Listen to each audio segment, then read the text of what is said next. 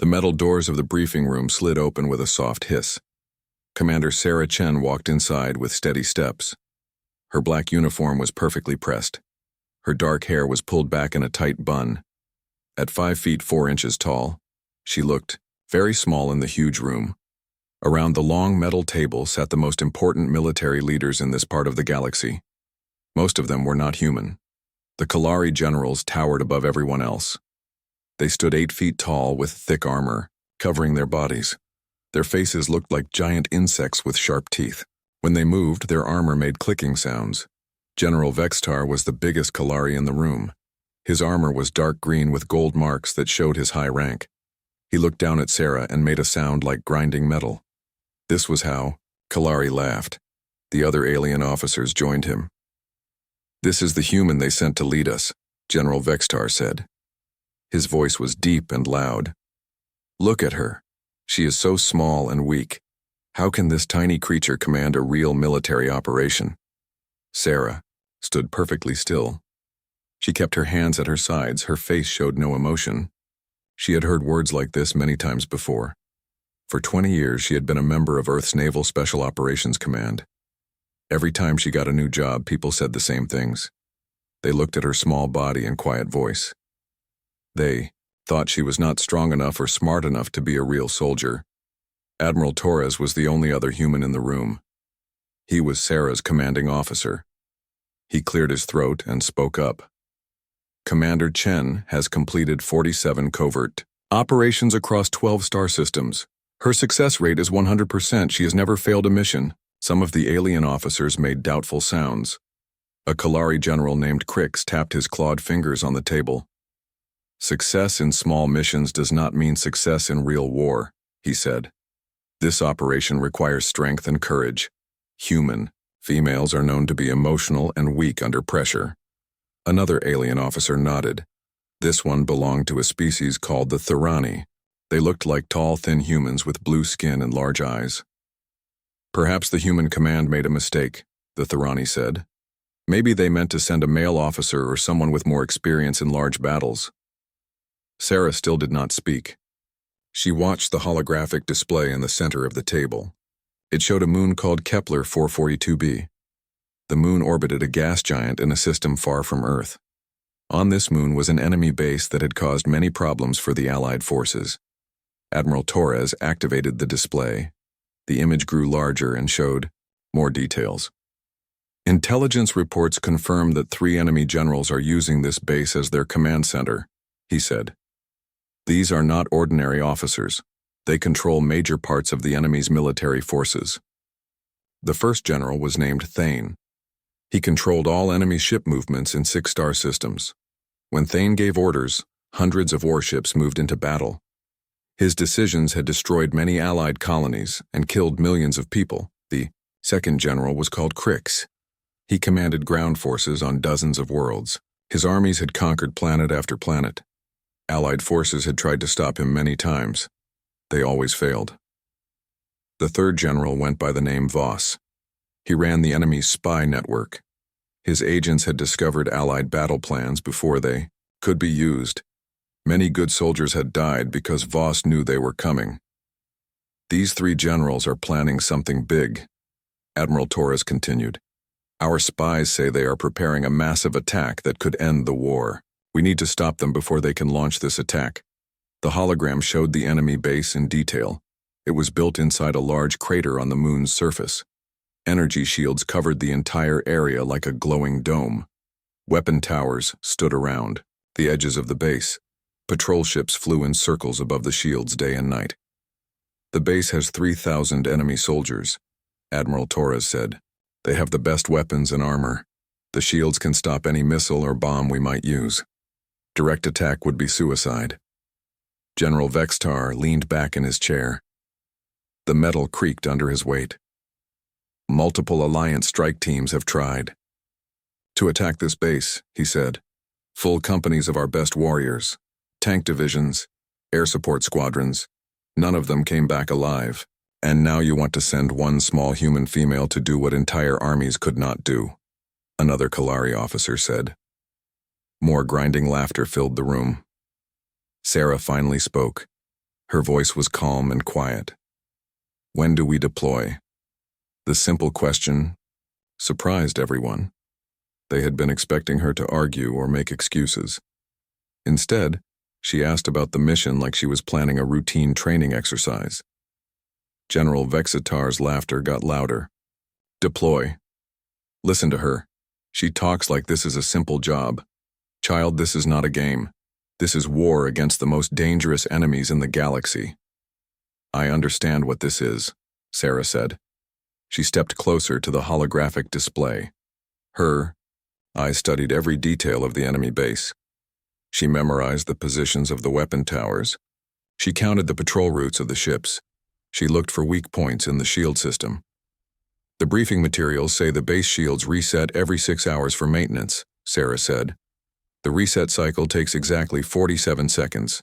During this time, passive sensors in Grid 7 Alpha are offline. Admiral Torres checked his datapad. That information is classified. How did you know about the sensor grid? I read all the files, Sarah said. Everything. Technical specifications, enemy patrol schedules, weather patterns on the moon, supply ship arrival times, guard rotation charts. If I am going to do this mission, I need to understand everything about the target. The alien officers looked at each other. None of them had bothered to read the detailed technical reports. They thought such small details were not important for military planning. Reading files will not help you fight 3,000 enemy soldiers, General Crick said. You would need an army to have any chance of success. Sarah turned to face him. Armies are loud, she said. They announce themselves with explosions and gunfire. The enemy always knows they are coming. I work differently. How differently? Admiral Torres asked. I do not fight armies, Sarah said. I eliminate targets, quietly, precisely, before anyone knows I was there. General Vexitar stood up. His full height made him tower over Sarah like a giant. You are either very brave or very stupid, human female. I cannot decide which. Sarah looked up at him without fear. Does it matter? She asked. Either way, the mission gets completed. The room fell silent. Even the Kalari stopped their grinding laughter. There was something in Sarah's voice that made everyone pause. It was not anger or excitement. It was absolute confidence. She spoke like someone who had never failed at anything important. Admiral Torres gathered his datapads. Commander Chen will have a support team, he said. 2 Marine volunteers and 1 Kalari demolitions expert. I requested transfer to this mission, said a younger Kalari officer. His name was Ketra. I want to see what the small human can do. General Vexitar looked at his fellow Kalari with surprise. You volunteered to follow this human into certain death. I volunteered to learn, Ketra said. If she fails, we will know humans are as weak as we thought. If she succeeds, we will learn something new about warfare. Sarah nodded at Ketra. We deploy in 6 hours, she said. Use the time to study the mission files. All of them. Every detail matters. As the briefing ended, the officers began to leave. General Vexitar stopped beside Sarah's chair. Human, he said quietly. If you somehow survive this mission, I will personally apologize for doubting you. Sarah looked up at the giant alien warrior. Save your apology, she said. You will need it for something else. What do you mean? You will need to apologize for underestimating what humans can do when everyone thinks we cannot do it. General Vexitar stared at her for a long moment. Then he left the room without another word. Sarah remained alone with the holographic display. She studied the enemy base from every angle.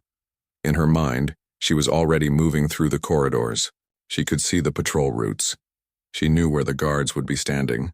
She understood how their equipment worked and where their weaknesses were. 20 years of impossible missions had taught her one important lesson. The most dangerous enemy was not the one with the biggest weapons or the strongest armor. The most dangerous enemy was the one who was completely underestimated. Tomorrow, 3 enemy generals would learn this lesson, if they lived long enough to understand it.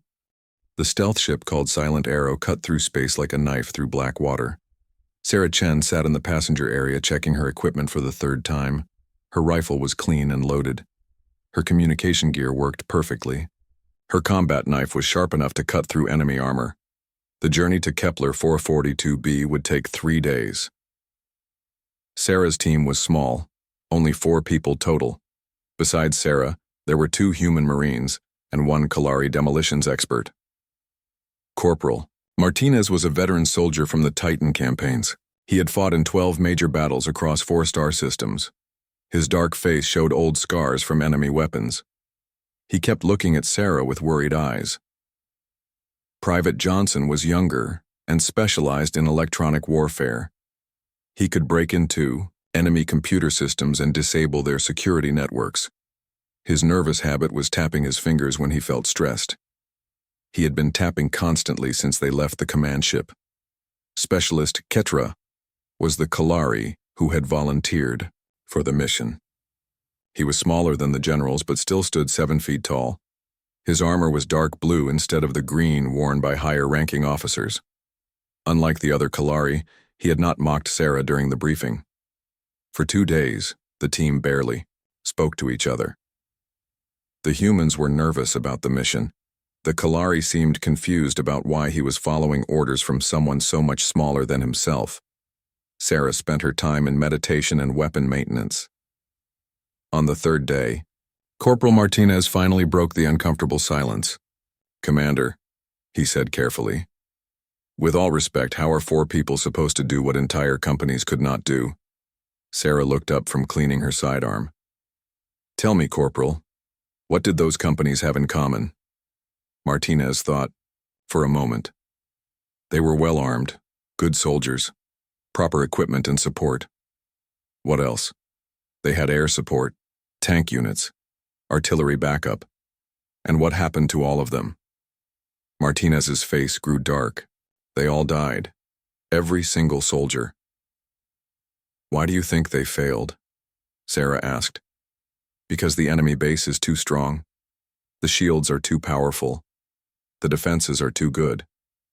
Sarah nodded slowly. "All of those things are true, but that is not why they failed." She stood up and activated a holographic display showing the enemy base. "They failed because they announced themselves. Explosions, gunfire, radio chatter, orbital bombardment. The enemy knew they were coming from the moment they entered the star system." Private Johnson stopped tapping his fingers. "You mean they were too loud?" "Exactly. Every attack followed the same pattern. Approach in large formation, demand surrender, begin bombardment when refused, try to break through shields with heavy weapons." The enemy learned to predict every move. Specialist Ketra clicked his mandibles. This was how Kalari showed interest. "But stealth is a human concept," he said. "Warriors should fight with honor, face-to-face combat, not hiding in shadows like cowards." Sarah turned to look at the tall alien. "Is it more honorable to die uselessly or to complete the mission?" "Warriors' honor comes from courage in battle. And what about the warriors who died attacking this base? Were they honorable?" Ketra was quiet for a moment. "Yes, they showed great courage. Did their courage help them complete their mission?" "No, they all failed." "Then their courage was wasted. Honor without success is just expensive failure." The Kalari's mandibles clicked faster. Sarah could tell her words had made him think. She continued speaking. "I have completed 47 covert operations. In every single mission, the enemy was stronger than me. They had better weapons, more soldiers, superior technology. But I succeeded because I did not fight them the way they expected to be fought. They approached the moon. The ship's sensors revealed the true size of their challenge. The enemy compound covered several square kilometers. Energy shields created a glowing dome that could be seen from orbit. Weapon towers dotted the perimeter like deadly flowers. Patrol ships moved in precise patterns around the facility. "Insertion point is here," Sarah said, pointing to a spot on the tactical display. The location seemed to be in the middle of empty wasteland. "We will land during the eclipse cycle when their sensors focus on the night side of the moon." Johnson frowned at the display. "Commander, that position is 15 kilometers from the target. We would have to cross open ground with no cover. The enemy will spot us long before we reach the base. Good, Sarah replied. Her team stared at her with confused expressions. You want them to see us? Martinez asked. I want them to think they understand what they are seeing. Enemy commanders study our previous attacks. They prepare for what they expect. They protect against reasonable threats and ignore unreasonable ones. Sarah enlarged the tactical map. Every previous attack came from the north, where the terrain provides natural cover. The enemy has positioned their strongest defenses in that direction. They scan the northern approaches constantly. She pointed to their planned route. No military commander would attempt an approach from the south. The ground is completely open. No cover, no concealment. It would be suicide for a normal attack force. But we are not a normal attack force, Ketra said. His understanding was growing. Exactly. We are not trying to fight 3,000 soldiers. We are trying to reach 3 specific targets without being detected. The southern route is perfect, because it is perfectly terrible for anyone else. Private Johnson looked at the sensor readings again. The patrol patterns show they only sweep the southern approach once every 6 hours, just routine scans. And their motion detectors are set for large groups, Sarah added. They are looking for companies of soldiers, vehicles, landing craft, not 4 people moving carefully through rough terrain. The insertion went exactly as planned.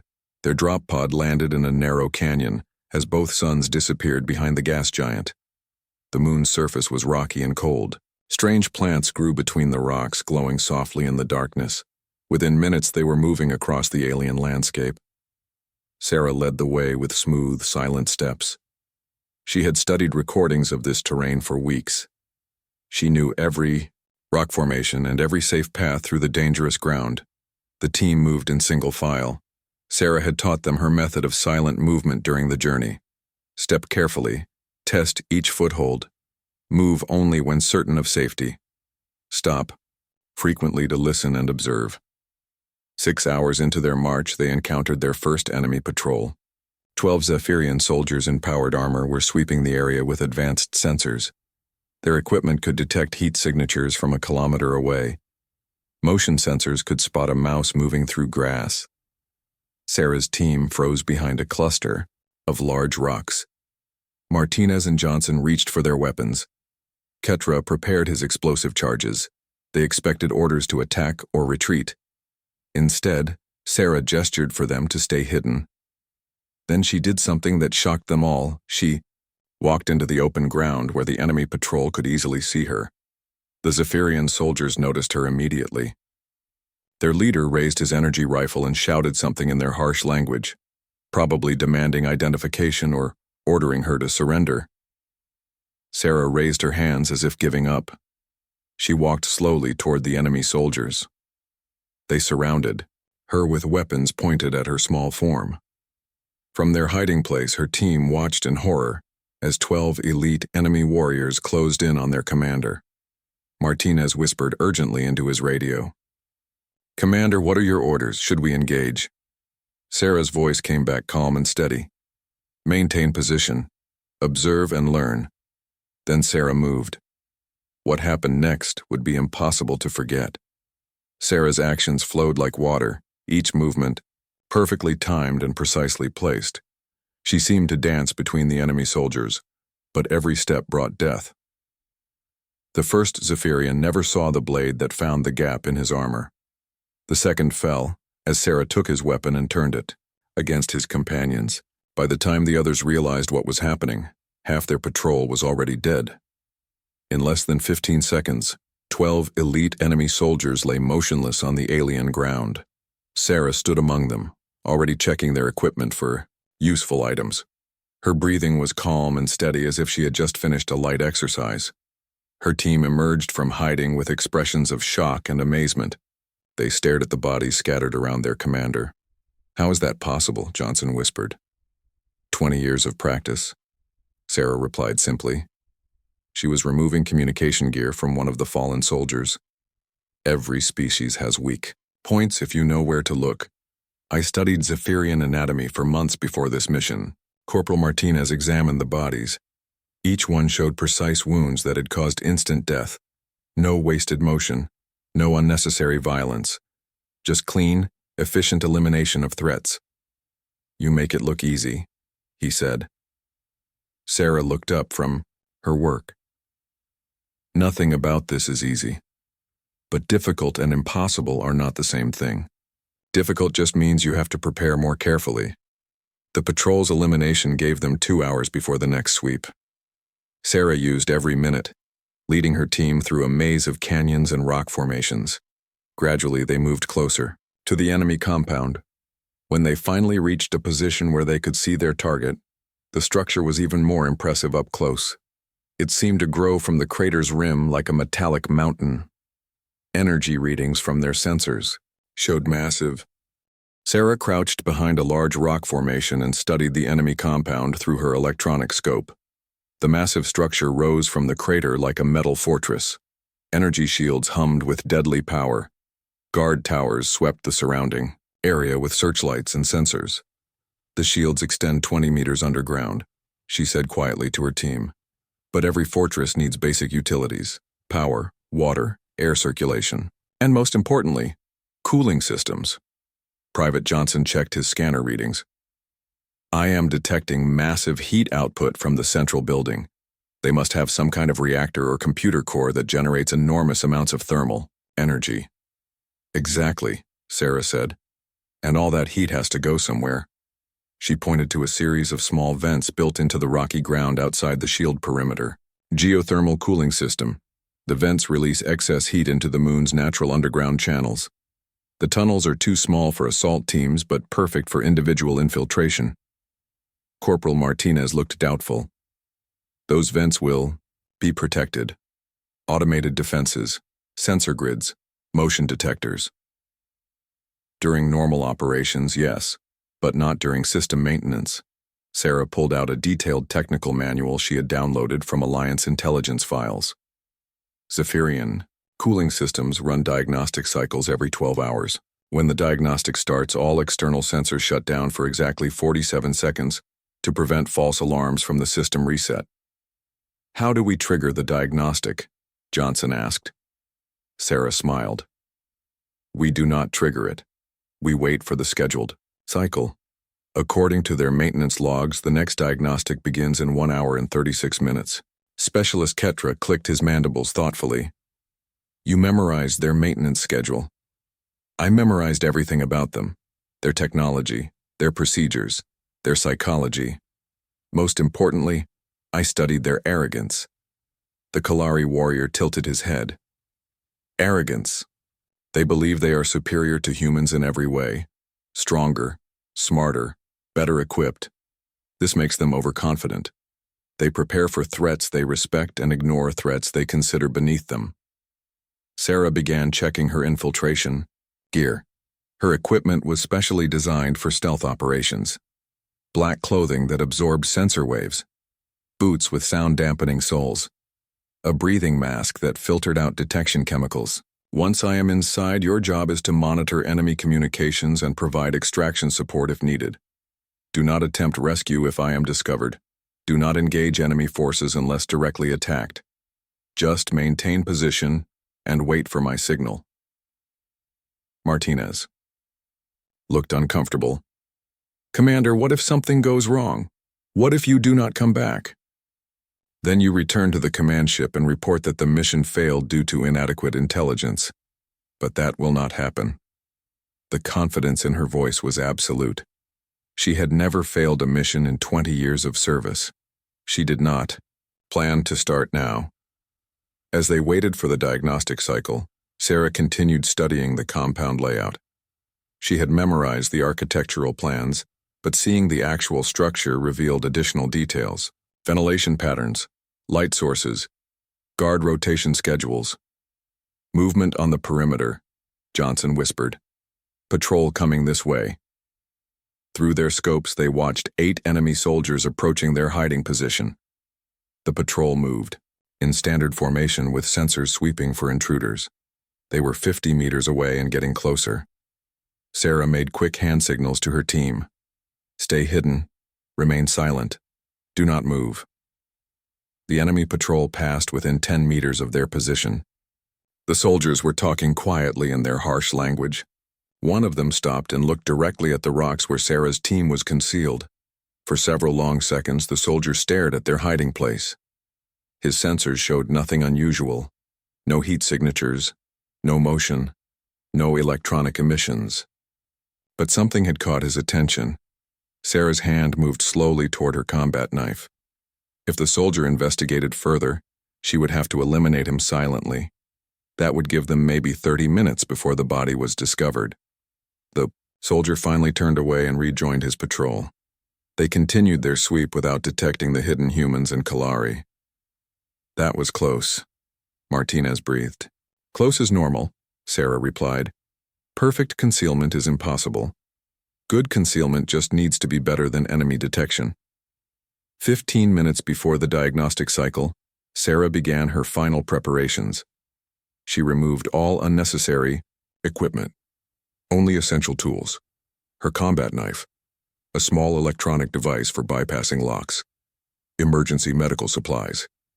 Diagnostic cycle starts in 5 minutes, Johnson reported, monitoring enemy communications. Sarah moved to the edge of their concealment. The cooling vents were 200 meters away across open ground. She would have to cover that distance in less than 47 seconds. Beginning approach, she whispered into her radio. Sarah left the safety of the rocks and began running toward the compound. She moved faster than anyone thought possible for someone her size. Her feet barely touched the ground. Her breathing remained controlled and steady. Diagnostic cycle initiated. Johnson's voice crackled through her earpiece. Sensors are offline. You have 47 seconds. Sarah reached the cooling vents with 15 seconds to spare. The opening was barely wide enough for her small frame. A larger person would never fit through the narrow passage. She slipped into the tunnel system, like water flowing downhill. The passages were dark and filled with warm air from the compound's cooling systems. Sarah had studied the ventilation maps for weeks. She knew exactly which tunnels led to the main structure. The underground route took her directly beneath the energy shields. Above her head, deadly force fields hummed with enough power to vaporize anything that touched them. Below ground, she was invisible to their sensors. 20 minutes after entering the tunnel system, Sarah reached the compound's lower levels. She emerged from a maintenance hatch in an equipment room filled with humming machinery. The area was unguarded. No one expected intruders to appear inside their most secure facility. Sarah moved through the corridors like a ghost. Her knowledge of the building layout was perfect. She knew where every guard post was located. She understood the patrol schedules. She could predict which routes would be empty at any given time. Her first target was not one of the generals. Sarah found the compound's main communication center. The room was cathedral-sized and filled with quantum processors that coordinated military operations across multiple star systems. A single technician sat at a control console. He was monitoring data streams from across the galaxy. Sarah approached, from behind with perfect silence. A precisely applied pressure point on his neck rendered him unconscious without permanent harm. Sarah went to work on the communication systems. She did not destroy them. That would trigger immediate alarms. Instead, she introduced subtle delays into the data transmission protocols. Commands would still go through, but they would arrive microseconds late. Response times would slow down, just enough to matter in a crisis. Next, she accessed the internal security network. Sarah's interface with enemy computers was flawless. Years of studying Zephyrian programming languages allowed her to navigate their systems like a native user. She did not shut down the security cameras. That would be noticed immediately. Instead, she edited their recognition software. The cameras would still record everything, but they would not identify her as a threat. To the automated systems, she would appear to be just another maintenance worker. 30 minutes after infiltration, Sarah reached the command level. The 3 enemy generals were exactly where intelligence had placed them, in a heavily shielded conference room at the heart of the compound. Through the transparent walls, she could see General Thane pointing at holographic fleet positions. General Crix was reviewing ground force deployments on multiple worlds. General Voss was analyzing intercepted Alliance communications. They were planning the offensive that would break human resistance, the attack that would end the war in their favor. They were so focused on their plans for victory that none of them noticed the small human woman watching them from the shadows. Sarah studied the room's security systems, electronic locks designed to keep armies out, motion sensors calibrated for large groups, pressure plates that would detect heavy footsteps. None of these defenses were designed to stop someone who was already inside the compound's most secure areas. Sarah's infiltration of the electronic locks was elegant. She used the general's own security codes against them. The door opened silently. Sarah entered the conference room as quietly as she had moved through the entire compound. 3 of the most dangerous military minds in the galaxy sat just meters away, planning humanity's destruction. They had no idea that death had just walked through their door. General Thane was the first to sense something wrong. A flicker of movement caught his peripheral vision. He turned, expecting to see an aide or communications officer. Instead, he saw a small human woman who moved with the deadly grace of a natural predator. His hand moved toward his weapon, but Sarah was already in motion. Her approach was a masterpiece of lethal efficiency, every step calculated for maximum effect with minimum effort. The ceramic blade in her hand gleamed in the conference room's bright lights. The elimination of 3 enemy generals was about to begin. General Thane's reaction time was faster than most humans could manage. His enhanced reflexes came from years of combat experience and military training.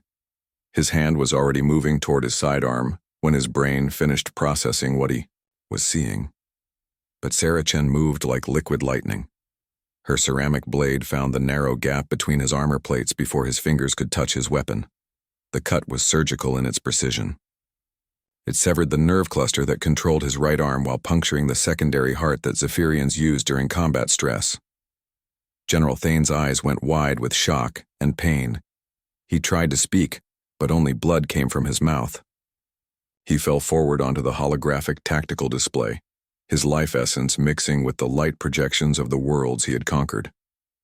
General Crix was seated across the conference table. He had time to register the threat and begin rising from his chair. His powerful legs pushed him upward as his hand reached for the energy pistol at his hip. Sarah's return stroke was a thing of beauty. The blade moved in a perfect arc that avoided all the armored segments of his neck while finding the one vulnerable spot below his jaw. The cut was deep and precise. Crix made a gurgling sound and collapsed back into his chair. General Voss was the most dangerous of the 3. His background in intelligence work had made him paranoid and quick to react. He actually managed to draw his weapon and bring it halfway to firing position. Sarah's final strike came from an impossible angle. She moved under his aim and drove the blade upward through the gap in his jaw armor. The point penetrated the brain case that housed his enhanced neural implants. Voss's finger tightened on the trigger, but his weapon fired harmlessly into the ceiling. 3 seconds. 3 of the galaxy's most feared military leaders, dead before any of them could raise an alarm or call for help. Sarah stood among the bodies, already analyzing her next moves. The mission parameters called for elimination and immediate extraction. But she saw something that changed everything.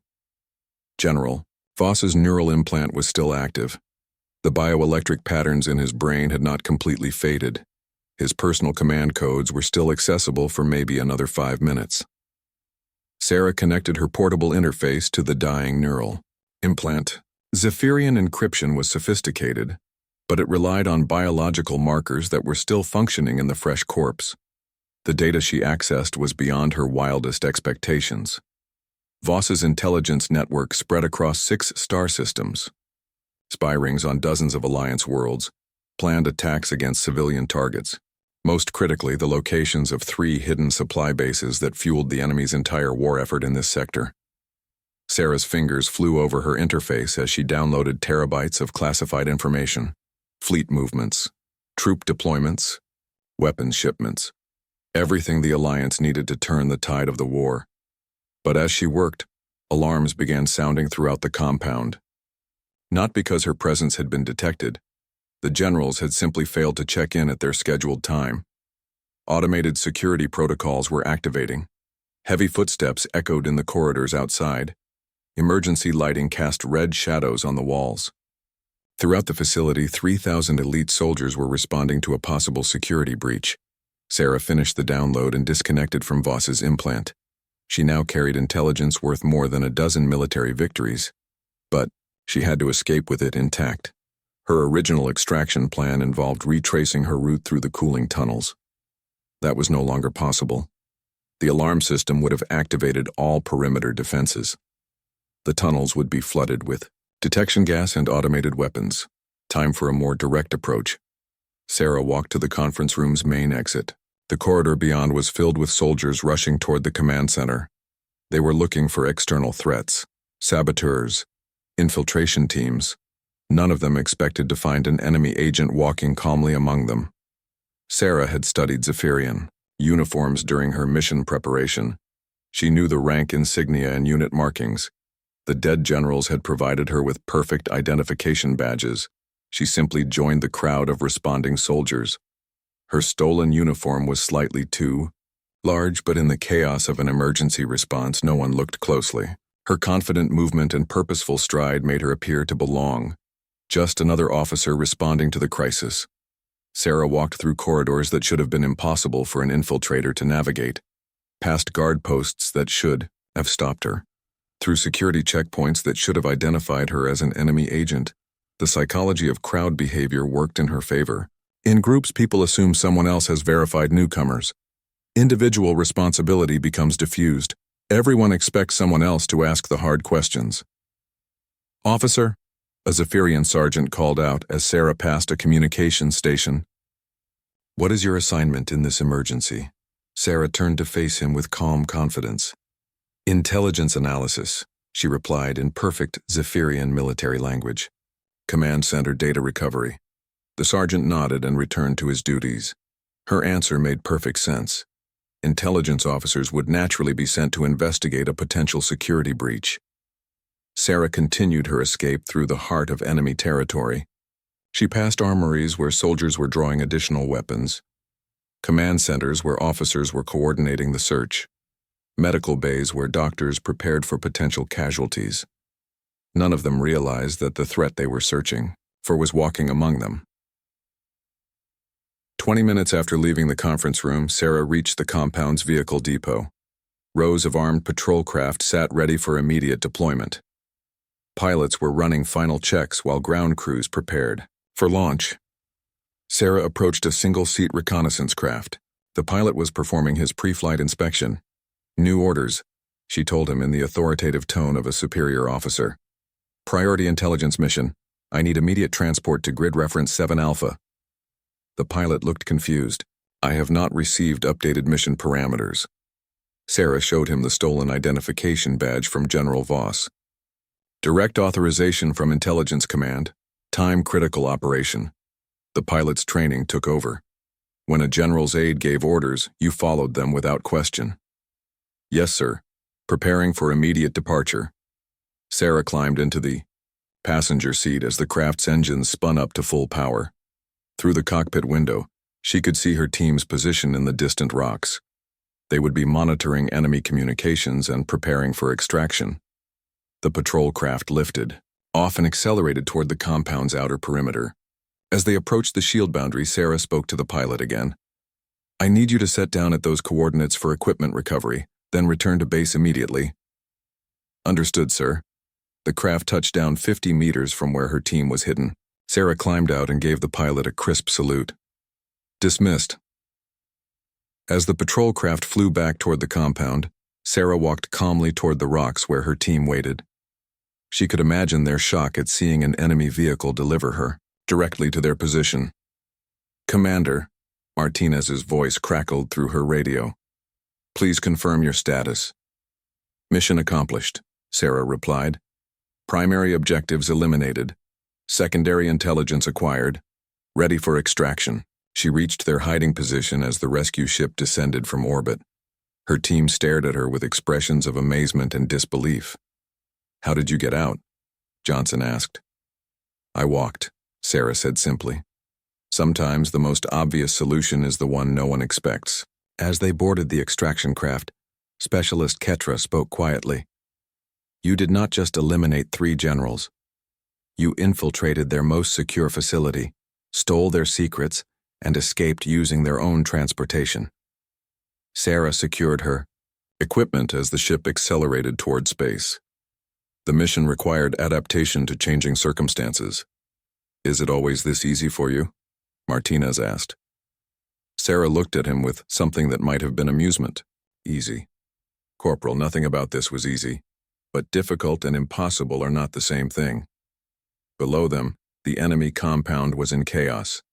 Search teams were still looking for infiltrators who had already escaped. The 3 most important military leaders in this sector were dead, and their most critical intelligence had been stolen by a woman they never saw coming. The war was about to change in ways the enemy could never have imagined. The elimination of 3 enemy generals would be studied in military academies for generations to come. Security footage recovered from the compound showed exactly what happened in that conference room. Every movement was recorded in perfect detail. Military analysts would slow down the recording and study each frame. They would measure angles and timing. They would analyze the physics of Sarah's movements and the precision of her strikes. What they discovered changed their understanding of what a single soldier could accomplish. General Thane had been the first to notice Sarah's presence. His enhanced reflexes gave him reaction times faster than most humans could achieve. Combat. Experience spanning 3 decades had taught him to respond instantly to threats. He lasted exactly 1.2 seconds. The ceramic blade Sarah carried was no bigger than her palm.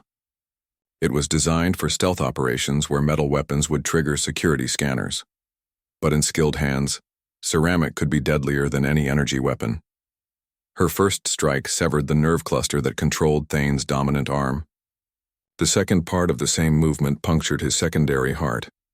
Zephyrians had evolved dual cardiovascular systems for combat situations. Losing one heart would not normally be fatal, but Sarah had studied their biology for months. She knew that damaging both the nerve cluster and secondary heart simultaneously would cause complete system shock. Thane's body shut down before his brain could process what was happening. General Crix had more time to react. Almost 2 full seconds. He managed to rise from his chair and reach for his sidearm. His powerful legs pushed him upward as his hand moved toward the energy pistol at his hip. Sarah's return stroke was a masterpiece of battlefield geometry. She calculated the exact angle needed to avoid his armor, while targeting the vulnerable spot below his jaw. The blade traveled in a perfect arc that found the only gap in his neck protection. The cut severed his primary artery and damaged his vocal cords. Crix could not call for help even if he had lived long enough to try. He fell back into his chair with a look of complete surprise on his face. General Voss was the most dangerous opponent. His intelligence background had made him paranoid and quick to recognize threats. He saw Sarah's approach and understood what was happening, while his colleagues were still processing the situation. Voss actually drew his weapon. His hand moved, with practice speed toward the military-grade energy pistol he always carried. The weapon was designed to punch through personal armor and could kill most enemies with a single shot. But Sarah was no longer where his eyes expected her to be.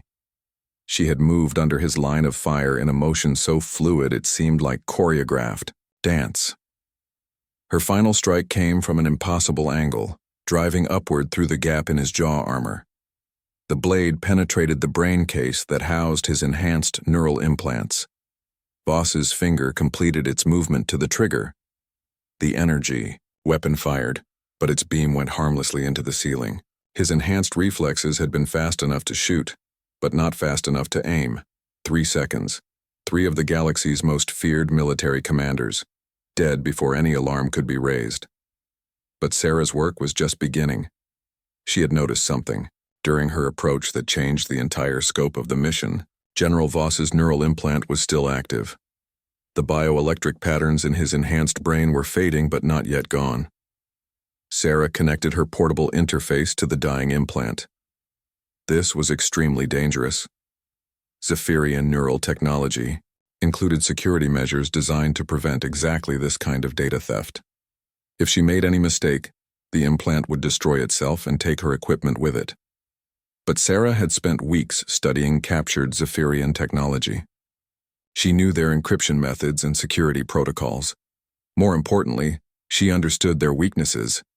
The data flowing through her interface was beyond anything Alliance intelligence had hoped to obtain. Voss controlled spy networks across 6-star systems. His agents had infiltrated Alliance governments, military commands, and research facilities.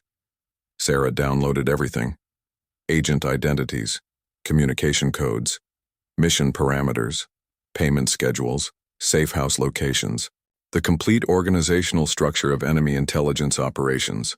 But the most valuable information was tactical: 3 hidden supply bases that fueled the enemy war effort in this entire sector. These bases were so secret that even most enemy commanders did not know their locations. Base Alpha provided weapons and ammunition to 12 enemy fleets. Base Beta manufactured the specialized equipment needed for planetary invasions. Base Gamma coordinated logistics across multiple star systems. Destroying these 3 facilities would cripple enemy operations for months, maybe long enough for the Alliance to build the strength needed to win the war. As Sarah worked, warning sirens began echoing through the compound. The generals had failed to check in with their subordinates at the scheduled time. Automated security protocols were activating throughout the facility. She finished the download with seconds to spare. The neural implant finally died, taking its secrets with it. But Sarah now carried information worth more than a dozen military victories. The problem was getting out alive. Her original extraction plan involved returning through the cooling tunnels, but the alarm system had activated all perimeter defenses. Automated weapons would now be monitoring every tunnel entrance. Detection gas would be flooding the ventilation system. Sarah needed a new approach, something so audacious that the enemy would never consider it possible. She walked to the conference room's main door and opened it calmly. The corridor beyond was filled with soldiers rushing toward the command center. They were armed and alert, searching for any sign of infiltrators. Sarah stepped into the crowd and began walking with them. Her stolen uniform badge identified her as a member of General Voss's intelligence staff. Her confident movements and purposeful stride made her blend perfectly with the other responding officers. The psychology of crisis response worked in her favor. In emergency situations, people focus on their assigned tasks. They assume that someone else has verified the identity of newcomers. Individual responsibility becomes diffused through the group. Sarah walked past guard stations that should have stopped her, through security checkpoints that should have identified her as an enemy agent, along corridors that should have been impossible for an infiltrator to navigate. "Officer," a Zephyrian sergeant called as she passed a communications station. "Report your current assignment." Sarah turned with calm authority. "Intelligence recovery operation," she replied in perfect military Zephyrian. "Data analysis for the command investigation." The sergeant nodded and returned to his duties. Her response made complete sense. Intelligence officers would naturally be involved in investigating a potential security breach. Sarah continued walking through the heart of enemy territory. She passed weapons lockers where soldiers were drawing additional equipment, command centers where officers coordinated search operations, medical stations where doctors prepared for potential casualties. None of them realized that the threat they were hunting was walking among them. 20 minutes after leaving the conference room, Sarah reached the compound's vehicle depot. Dozens of patrol craft were preparing for launch. Pilots were running final system checks while ground crews loaded additional sensors and weapons. Sarah approached a single-seat reconnaissance craft. Its pilot was completing his pre-flight inspection. "Priority. Mission orders," she announced in the commanding tone of a superior officer. "Intelligence requires immediate transport to Surveillance Grid 7 Alpha." The pilot looked uncertain. "I have received no updated mission parameters from flight control." Sarah showed him the identification badge she had taken from General Voss's body. "Direct authorization from Intelligence Command. Classification level maximum. Time critical operation." The pilot's training overcame his confusion. When an intelligence general's aide issued orders, you followed them without question. Military discipline demanded instant obedience to superior authority. "Understood, sir. Preparing for immediate departure." Sarah climbed into the passenger compartment as the craft's engines powered up. Through the transparent canopy, she could see her team's hiding position in the distant rock formations. They would be monitoring enemy communications and preparing extraction procedures. The patrol craft lifted off and accelerated toward the compound's perimeter. Energy shields parted automatically to allow the authorized vehicle through. Within minutes, they were flying over the terrain where Sarah's team waited. "Set down at these coordinates for equipment recovery," Sarah instructed the pilot. "Then return to base immediately for your next assignment." "Yes, sir." The craft touched down. Within 50 meters of her team's concealed position, Sarah climbed out and gave the pilot a crisp military salute. "Mission completed. Return to base." As the enemy patrol craft flew back toward the compound, Sarah walked calmly toward the rocks where her team was hidden. She could only imagine their amazement at seeing an enemy vehicle deliver their commander directly to the extraction point. The most impossible mission in Alliance military history was complete. The extraction ship rose through the atmosphere of Kepler 442b as emergency lights continued flashing across the enemy compound below. Sarah Chen sat in the passenger compartment, reviewing the intelligence data she had stolen from General Voss's neural implant. Her team members stared at her with expressions of shock and admiration. They had watched her walk into an enemy patrol craft and ride it directly to their position. Nothing in their military training had prepared them for what they had witnessed. "Commander," Corporal Martinez said quietly. "How did you know that? Pilot would follow your orders." "Military psychology," Sarah replied without looking up from her data pad. "Soldiers are trained to obey authority without question." The pilot saw official identification and heard confident commands.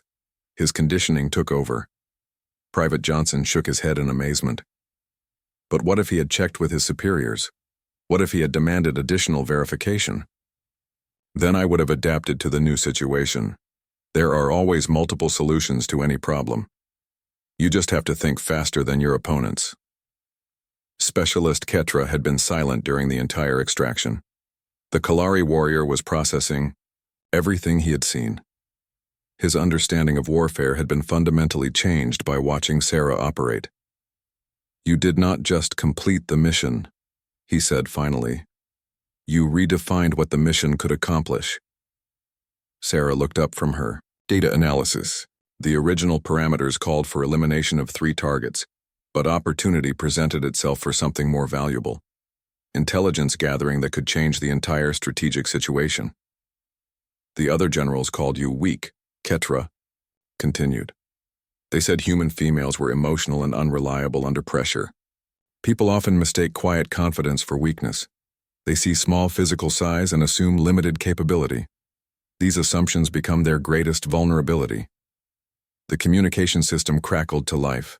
Admiral Torres's voice filled the BU passenger compartment. "Silent Arrow, this is Command. Please report mission status." Sarah activated the response channel. "Command, this is Chen. Mission completed successfully. Primary objectives eliminated. Secondary intelligence acquired. Requesting immediate debrief upon return." "Confirmed, Commander. Outstanding work. All Alliance forces are standing by for your intelligence report." But Sarah was already thinking beyond the immediate mission. The data she had stolen revealed the locations of 3 critical enemy supply bases. These facilities were heavily defended, but not impossible to attack if the Alliance moved quickly. "Admiral," she said into the communication system, "recommend immediate strike operations against coordinates in Data File 7. Enemy supply infrastructure is vulnerable for approximately 18 hours before they realize it has been compromised." "Understood. Strike teams are being assembled now." As their ship docked with the Alliance command vessel, Sarah could see the organized chaos of rapid military mobilization through the viewport. Fighter squadrons were launching from multiple hangars. Capital ships were charging their main weapons. Transport vessels loaded with assault troops were preparing for immediate deployment. The intelligence Sarah had gathered was already changing the course of the war. Admiral Torres met them at the airlock with his senior staff. "Commander Chen, preliminary analysis of your intelligence data shows 3 major enemy supply bases. If we can destroy these facilities, it will cripple their operations in this entire sector. Strike teams are already en route. Sarah reported. Based on the security data I downloaded, Base Alpha has minimal defensive coverage during shift changes. Base Beta relies on camouflage rather than shields. Base Gamma has strong perimeter defenses, but weak internal security. The Admiral's eyes widened. You obtained their security protocols as well. I obtained everything: guard schedules, weapon placements, personnel files, communication codes, complete operational data for their entire intelligence network. Within hours, Alliance forces were striking targets across multiple star systems. The 3 supply bases were destroyed in coordinated attacks that met minimal resistance. Enemy spy networks were rolled up as their agents were identified and captured. The coordinated offensive that would have broken Alliance resistance never materialized. Its planners were dead, and its supply lines severed. But the real victory was psychological. News of Sarah's mission spread through both fleets faster than official communications could travel. The story grew in the telling, becoming legend before military censors could classify the details. Among Alliance forces, Sarah became a symbol of human determination and capability. The species that their alien allies had dismissed as weak and primitive had produced a warrior who could accomplish the impossible. Enemy forces whispered different stories, tales of a human ghost who could walk through walls and kill without warning, a nightmare figure who could strike anywhere against any target, the small woman who had eliminated 3 generals without triggering a single alarm. 3 days after the mission, General Vextar requested a private meeting with Sarah. The imposing Kalari officer who had mocked her so openly during the initial briefing now stood at attention in her quarters. "Commander Chen," he said formally, "I owe you a profound apology." Sarah looked up from the mission report she was reviewing. "You owe me nothing, General. We are all fighting the same war against the same enemy. I called you weak. I questioned your ability to command. I suggested that human females were unsuited for real combat. You expressed the opinions you had been taught. Experience has shown you different information. Intelligent beings adapt their beliefs when presented with new evidence." General Vextar's mandibles clicked with what Sarah now recognized as respect. "You could have demanded disciplinary action for my behavior. Military protocol would have supported you. What would that accomplish? You are a capable officer who made incorrect assumptions. Those assumptions have been corrected. Now you can make better decisions in the future." The Kalari general studied her for a long moment. "Is this why humans are so dangerous? You do not waste energy on revenge or personal conflicts." Sarah considered the question seriously. "Humans are dangerous because we adapt quickly to new situations. We do not accept limitations that others consider permanent. When someone tells us something is impossible, we find ways to make it possible. The enemy will never underestimate humans again." "Good. That will make them more cautious. Cautious enemies make fewer mistakes, but they also take fewer risks. Caution can become another kind of weakness if you know how to exploit it." General Vextar left the meeting with a new understanding of warfare and leadership. He would return to his own forces with stories of what he had witnessed. The legend of Sarah Chen would spread further through the Alliance military, but Sarah herself returned to work as if nothing exceptional had happened. She began planning the next mission with the same methodical approach she had used for the last one. After all, there were other wars to fight, other enemies who needed to learn that underestimating humanity was the most dangerous mistake they could make. The war continued for another year, but its outcome was never again in doubt. Enemy momentum had been broken by a single mission conducted by 4 soldiers. 3 enemy generals dead, critical intelligence stolen, supply networks destroyed, all because a small human woman had walked into an impossible situation and made it look routine. Military historians would study the mission for decades. They would analyze every decision and movement.